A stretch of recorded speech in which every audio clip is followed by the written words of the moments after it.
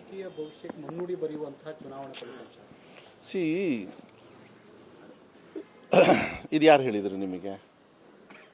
BJP ರಾಜ್ಯಾಧ್ಯಕ್ಷರು.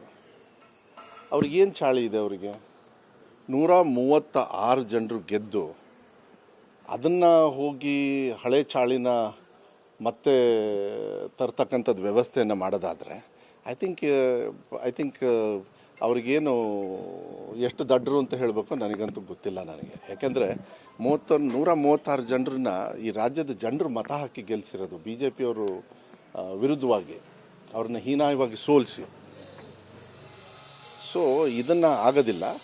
ಇವು ಮೂರು ಒಂದು ಉಪಚುನಾವಣೆ ಏನೋ ಒಂದು ರೀತಿಯಲ್ಲಿ ಇವು ಮೂರು ನಾನೀಗ ಮಾತಾಡ್ಬೇಕಾದ್ರೆ ವೈಯಕ್ತಿಕವಾಗಿರ್ತಕ್ಕಂಥ ವ್ಯಕ್ತಿಗತವಾಗಿರ್ತಕ್ಕಂಥದ್ದೇ ಎದ್ದು ಕಾಣಿಸ್ತಾ. ಹೌದಾ?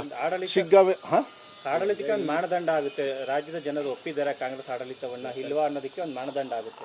ಅದನ್ನು 3ಕ್ಕೆ ಮಾಡಿಬಿಡ್ತೀರಾ? ಅವರು 130ರಿಂದ 67ಕ್ಕೆ ಬಂದ್ರಲ್ಲ. ಒಂದು ನಿಮಿಷ ಹೇಳ್ತೀನಿ ಕೇಳಿ. ಅದನ್ನ ಏನಂತ ಕರಿತೀರದನ್ನ? BJP ಅವ್ರು ಸೋತ್ರಲ್ಲ. ಆಮೇಲೆ MP ಚುನಾವಣೆ 1ರಿಂದ ನಾವು ಅಟ್ಲೀಸ್ಟ್ 9 ಬಂದ್ರಲ್ಲ, ಏನಂತ ಕರಿತೀರಿ? ಕಾಂಗ್ರೆಸ್ ಪರವಾಗಿ ತಾನೇ ಇದ್ದಿದ್ದು. ಹೋದ ಸತಿ ಒಂದೇ ಇದ್ದಿದ್ದು ನಾವು ಕಾಂಗ್ರೆಸ್ಸು, ಕರೆಕ್ಟಾ? ಅದು ಕೋಲಿಷನಲ್ಲಿ.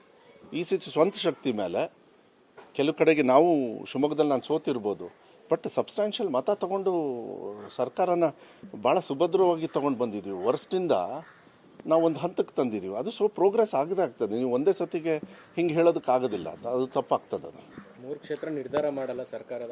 ಇಲ್ಲ ಅದಂತೂ ನಿರ್ಧಾರ ಮಾಡೋದಿಲ್ಲ. ನಿರ್ಧಾರ ಯಾರು ಮಾಡೋದು ಅಂತೇಳಿ ಮತದಾರರು ರಾಜ್ಯಮಟ್ಟದಲ್ಲಿ ಬಂದಾಗ ಮಾತ್ರ ನಿರ್ಧಾರ ಮಾಡ್ತಾರೆ.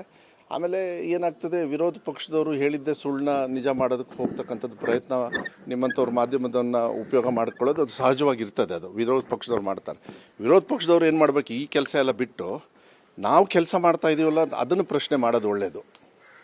ಒಂದು 3 ಚುನಾವಣೆ ಆದ ತಕ್ಷಣ ಹೆಚ್ಚು ಕಮ್ಮಿ ಆಗಿಬಿಟ್ರೆ ಅದ್ರ ಬಗ್ಗೆ ಮಾತಾಡೋದ್ರ ಬದಲು I think you should always ask, ನೀನು ಏನು ಕೆಲಸ ಮಾಡ್ತಾ ಇದೆಯಾ, ಆ ಚರ್ಚೆಗಳು ಮಾಡಿದರೆ ಒಳ್ಳೆಯದು ಅಂಥೇಳಿ ನನ್ನ ಭಾವನೆ.